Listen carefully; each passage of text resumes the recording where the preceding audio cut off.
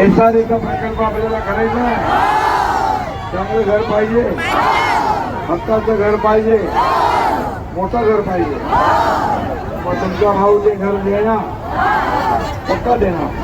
पण माझ्याकडे नगर विकास खातं पण आहे आणि गृहनिर्माण खातं पण आहे, दोन्ही खाती आहे. पण तुम्हाला एकच माझी विनंती आहे, तन्वी कातेला निवडून द्यायचं मोठ्या फरकाने. मग सगळ्या सोयी सुविधा या ठिकाणी आहेत, त्या आपल्याला देण्याचं काम या ठिकाणी आपण करू. हा शब्द मी तुम्हाला द्यायला आलेला.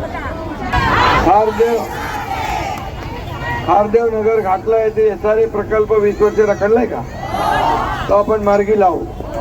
MMRDAच्या माध्यमातून रमाबाई आंबेडकर नगर चालू झाला, 17,000 घरांचं.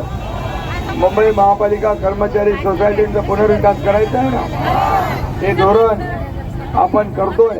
ते जास्ती काहीतरी प्रीमियम लावतात का, ते आपण जे बोललोय तेच घेणार. 15% प्रमाणे आपण करू. महापालिका बैठा पत्राचाळ, इकडे पत्राचाळ कुठले ती पत्राचाळ नाही ना, ऐतिहासिक महापालिकेच्या कर्मचाऱ्यांच्या वसाहती ज्या आहे त्याचा देखील पुनर्विकास करायचा आहे ना, तोही आपण करूया. आणि त्यांचे PF आणि सर्व्हिस त्याचं ग्रॅज्युटी मिळाली नाही काय, ते किती आहेत कामगार, त्यांना देखील आपण न्याय देऊ.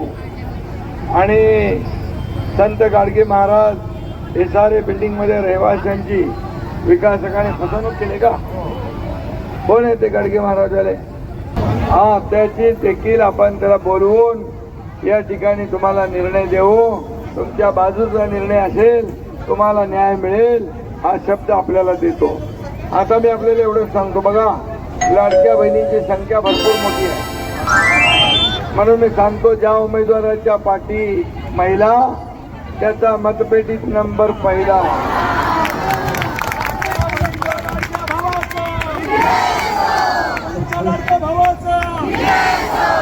किती नंबरला बटन आहे तुमचं, चाल मग जिंकल्या. सगळ्यांना शुभेच्छा. जय हिंद, जय महाराष्ट्र.